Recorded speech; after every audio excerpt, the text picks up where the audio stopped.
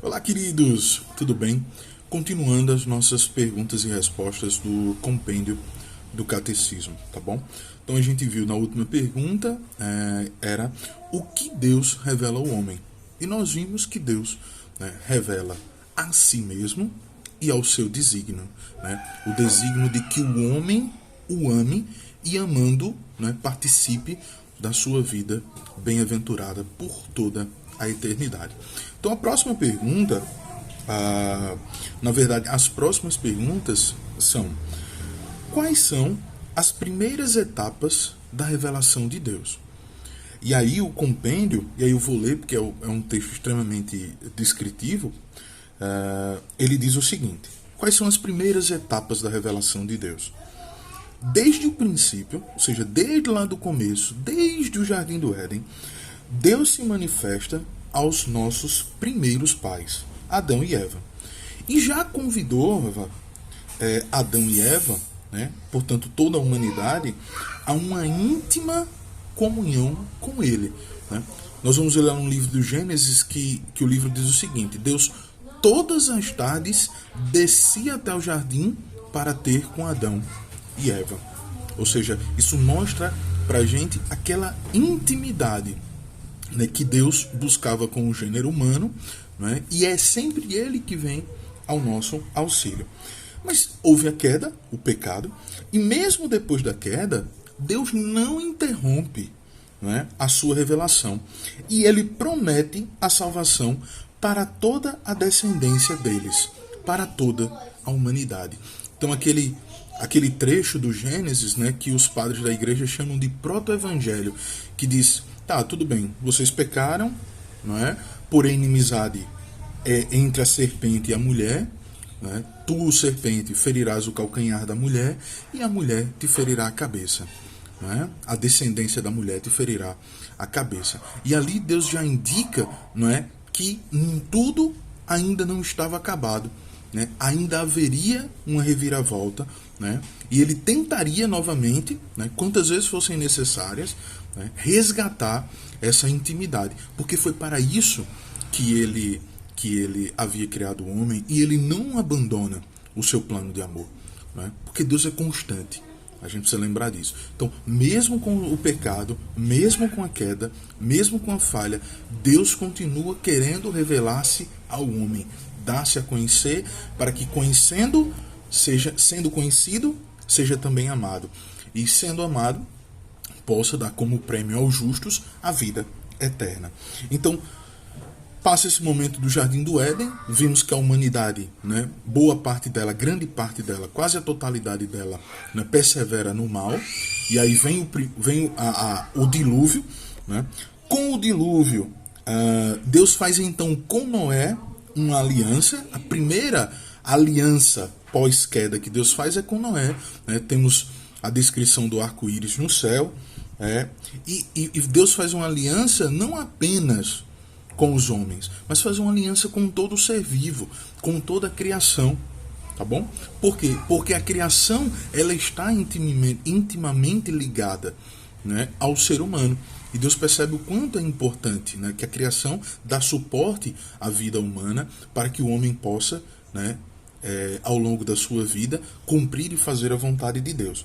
Mas aí eu vou juntar nesse vídeo a resposta seguinte, que é justamente, se a primeira resposta foi, quais são as primeiras etapas da revelação de Deus, que foram essas que eu acabei de dizer, a próxima pergunta vai dizer: e quais foram, ou quais são as etapas seguintes da revelação de Deus? Então tivemos Jardim do Éden, aliança com Noé, e agora nós vemos que Deus elege Abraão, chamando para fora do seu país, chamando para abandonar a sua segurança, a sua zona de conforto, como nós dizemos hoje em dia, a depositar a sua confiança em Deus e não nele mesmo, naquilo que ele tinha ou naquilo que ele podia fazer, a fim de que, e a promessa que Deus faz a Abraão é de que ele será o pai, de uma multidão de nações. Nós vemos isso hoje claramente.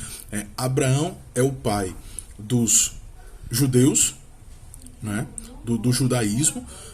Abraão é o pai na fé do cristianismo também.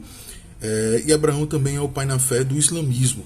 Então, as três maiores religiões, as grandes religiões monoteístas, têm Abraão como um pai na fé. E ele é, de fato, né? Deus cumpriu a sua promessa. E, além disso, Deus promete que na descendência de Abraão, né, através dele, iria abençoar todas as famílias da terra, toda a humanidade. Bom? Então, os descendentes de Abraão, inicialmente o povo judeu, eles são os depositários, eles são os acolhedores dessas promessas divinas que foram feitas aos patriarcas, a Abraão, a Isaac e a Jacó. Né? Dessa forma, Deus constitui Israel um povo. Então, dentre todas as nações, todos os povos da terra, Deus constitui um povo e escolhe esse povo para que nele fossem abençoadas, né, todas as famílias da terra. Porque é desse povo que virá o Messias. Como diz o velho Simeão, né? Glória para Israel, mas luz para todas as nações. O Messias vem de Israel, mas não é exclusivo dele. E a Israel, enquanto esse povo de eleição, né, é salvo da escravidão do Egito, né, e Deus conclui, faz com o povo judeu uma aliança mais permanente, né, uma aliança propriamente dita, no Monte Sinai, através de Moisés.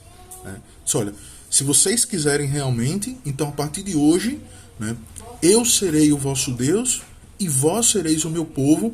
E diz quais são os mandamentos de Deus. O que é que Deus espera de nós? Amar o Senhor sobre todas as coisas, não tomar seu santo nome em vão, guardar o dia do Senhor, não honrar pai e mãe, matar, não roubar, não pecar contra a castidade, e em todos os mandamentos que nós conhecemos. E aí, através de Moisés, Deus faz essa aliança e essa lei, que é etapa também da revelação. Então a gente consegue perceber que Deus, ao longo da história, ele vai revelando passo a passo. Há uma pedagogia divina, há uma didática divina, onde ele vai fazendo, né, pequenas alianças, né, pequenas revelações, ele vai dando pouco a pouco a conhecer-se, né, a esses homens dos quais ele espera a adesão mediante a fé. Né?